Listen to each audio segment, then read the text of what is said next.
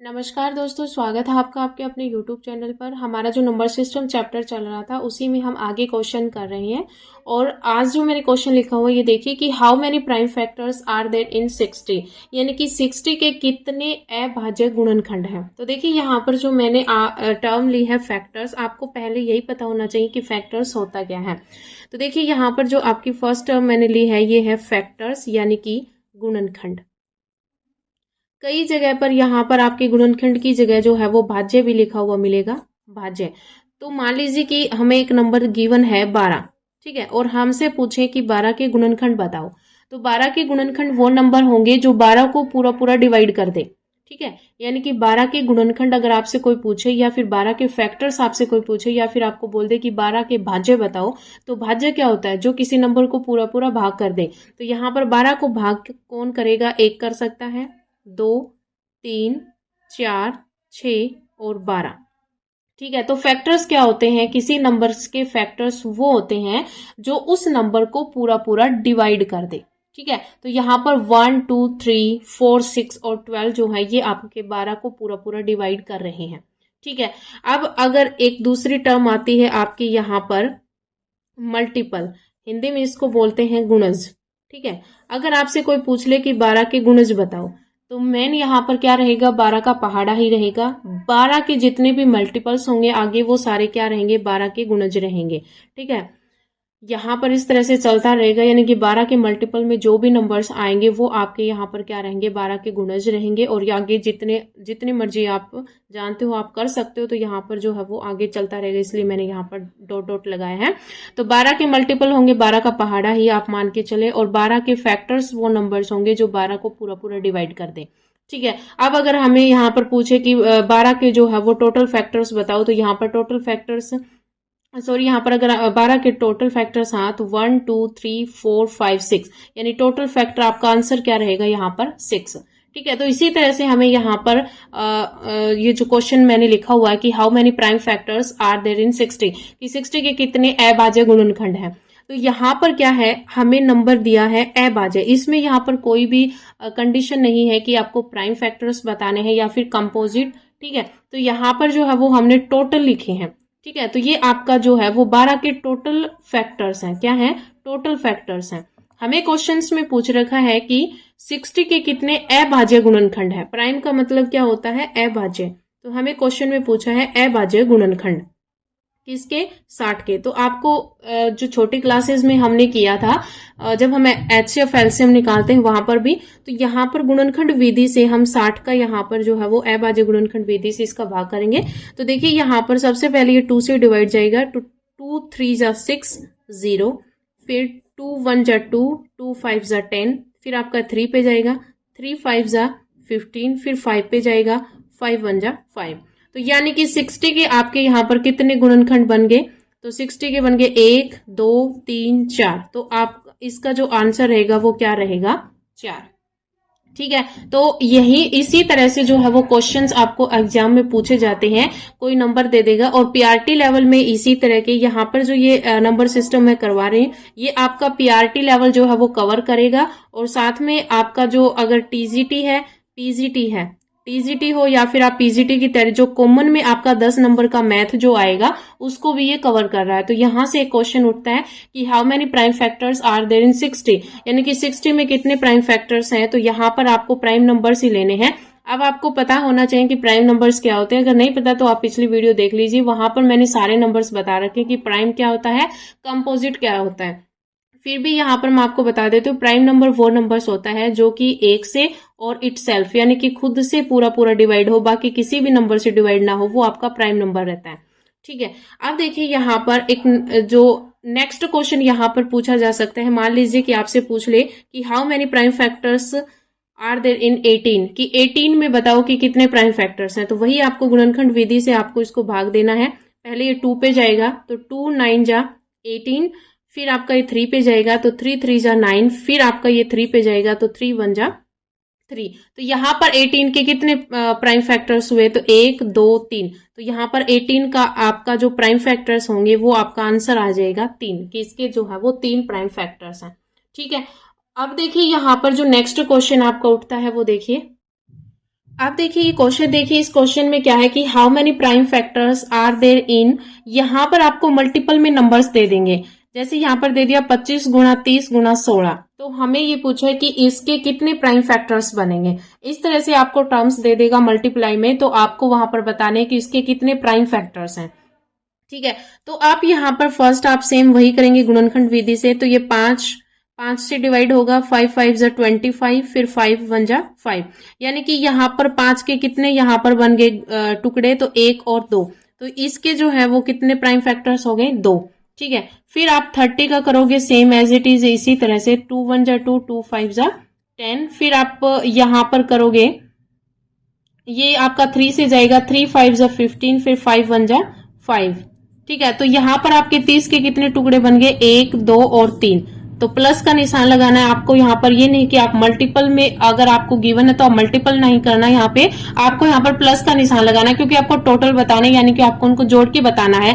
तो 25 के 2 टुकड़े बन गए आपके यहाँ पर, 30 के आपके 3 टुकड़े बन गए, और 16 को जब आप यहाँ पर डिवाइड करोगे तो 2 8 जा 16, फिर 2 4 जा 8, और फिर 2 2 जा 4, फिर 2 1 जा 2, यानी कि 1 2 3 4, तो आपके यहाँ पर इसके कितने टुकड़े बन गए 4। तो टोटल आपके कितने आंसर हो गया, 4 3 7 2 9।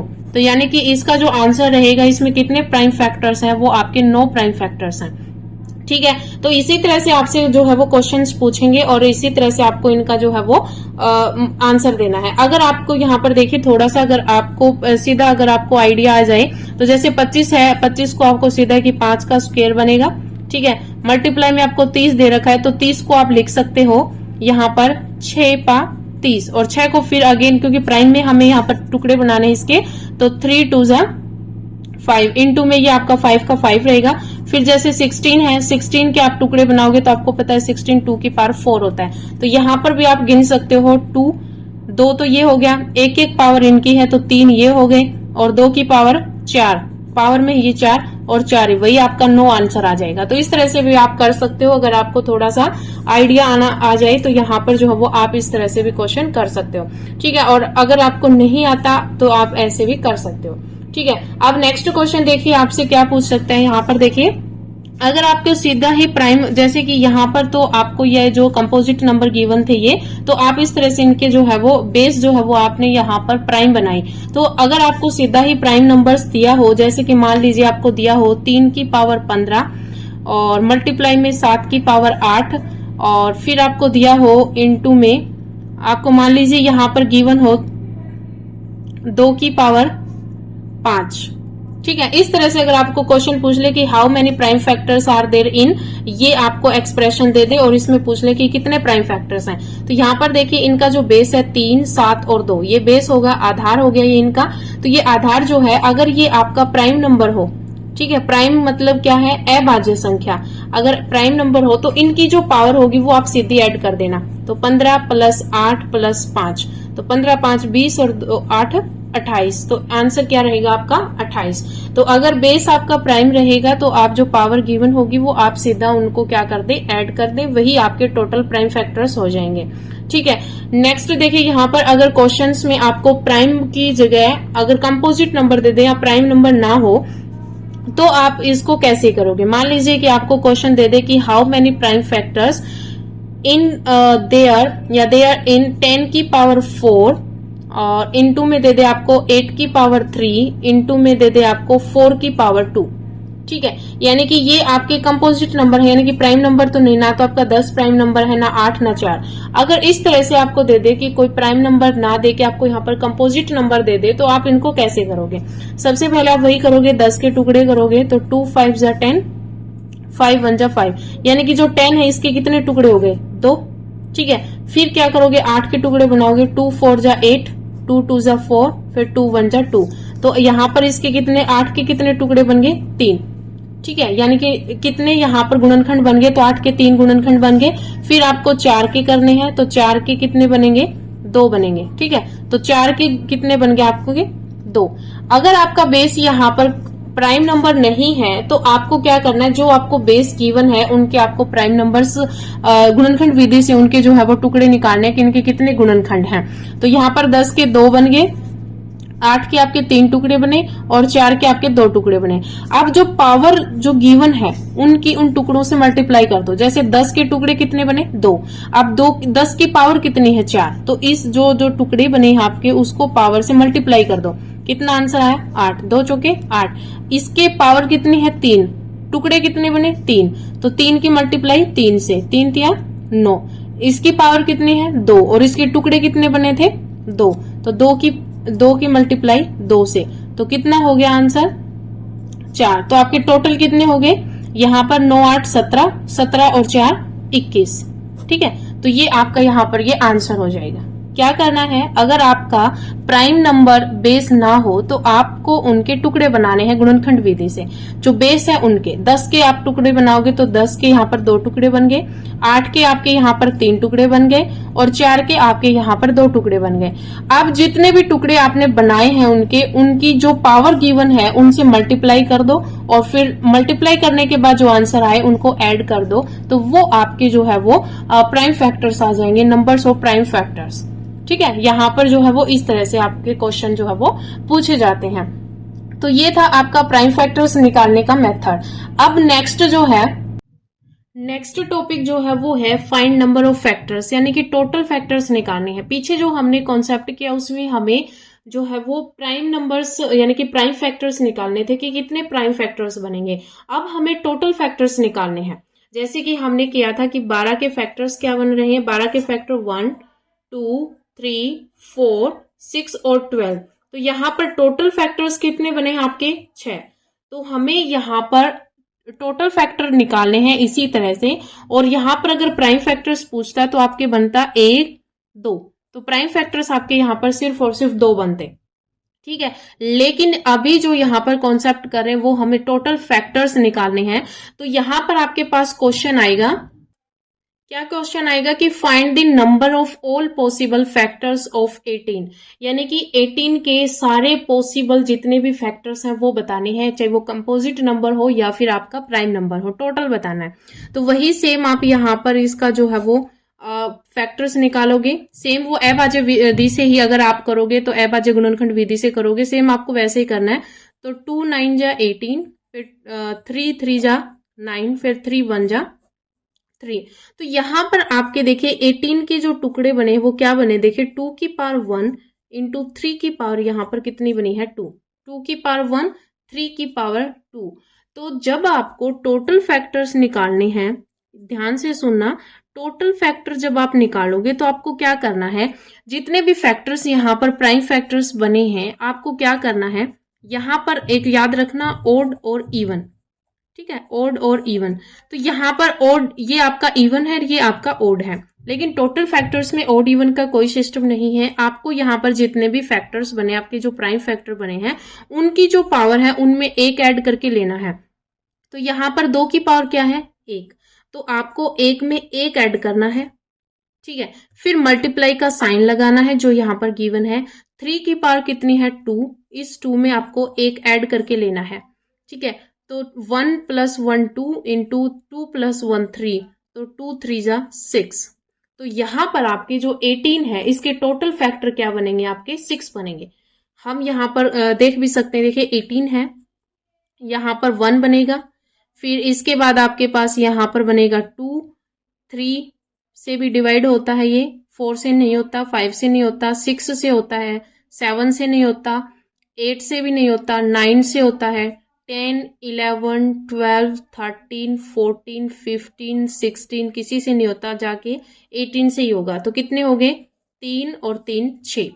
ठीक है, तो यहाँ पर 6 आपका ये मेथड है निकालने का, कैसे निकालते हैं। आपको सेम क्या करना है, वही 18 का आप अभाज्य विधि से यहाँ पर गुणनखंड विधि, अभाज्य गुणनखंड विधि से इसको भाग देंगे।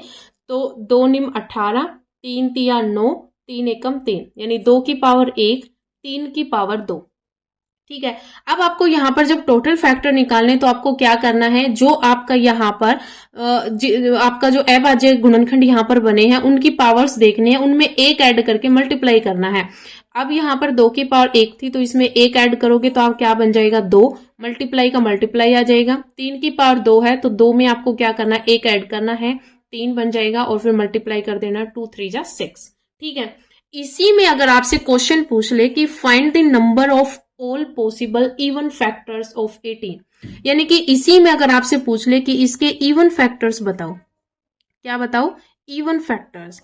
तो अगर आपसे इवन फैक्टर्स पूछ ले तो आपको नॉर्मल इसमें क्या करना है, जो यहां पर जैसे अब यहां पर 2 क्या है इवन और 3 क्या है ओड, तो अगर आपको इवन फैक्टर्स पूछ ले कि इसके 18 के इवन फैक्टर्स कितने बनेंगे, तो जो आपका इवन की जो पावर रहेगी, यहां पर 2 इवन है तो इवन की पावर तो आपको सेम लेनी है, फिर मल्टीप्लाई का साइन लगाना है और फिर जो ऑड नंबर है उसकी पावर में 1 ऐड करके लेना है। तो 2 + 1 3, तो 1 × 3 तो कितने हो गए 3, तो आंसर कितना आ गया 3। यहां पर आप देख भी सकते हो 1 2 3, तो आपके यहां पर इवन कितने हैं 3 है।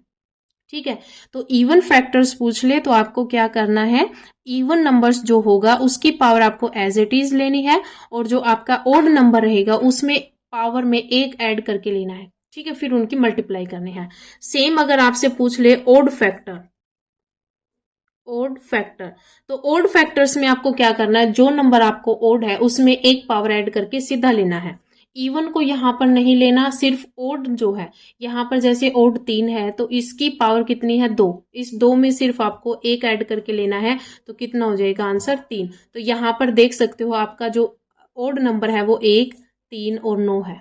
ठीक है, तो इसी तरह से आपको यहाँ पर ये क्वेश्चंस निकालने हैं। आपको एक क्वेश्चन और दिखाती हूँ मैं आपको। मान लीजिए यहाँ पर आ जाएगी find the number of all possible factors of 120, यानी कि अगर 120 के अगर आपको पॉसिबल फैक्टर्स निकालने आ जाए कि आप इनके इवन ओड और टोटल फैक्टर्स निकालो, तो पहले हम इसका क्या करेंगे, अभाज्य गुणनखंड विधि से हम इसका गुणनखंड करेंगे।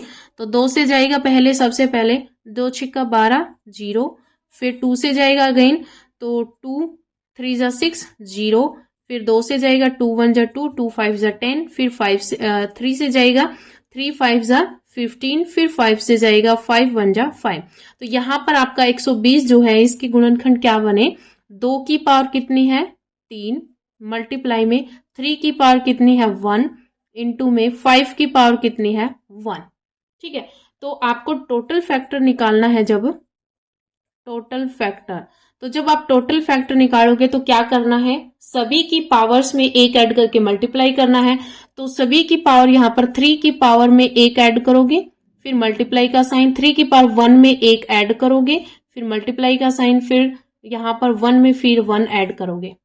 ठीक है, आप देखिए यहाँ पर 3 और 1 4 हो गया, और मल्टीप्लाई 1 1 2 हो गया, और फिर मल्टीप्लाई 1 1 2 हो गया, 2 दूनी 4 4 चौका 16। तो यहां पर इसके टोटल फैक्टर्स कितने आ गए 16।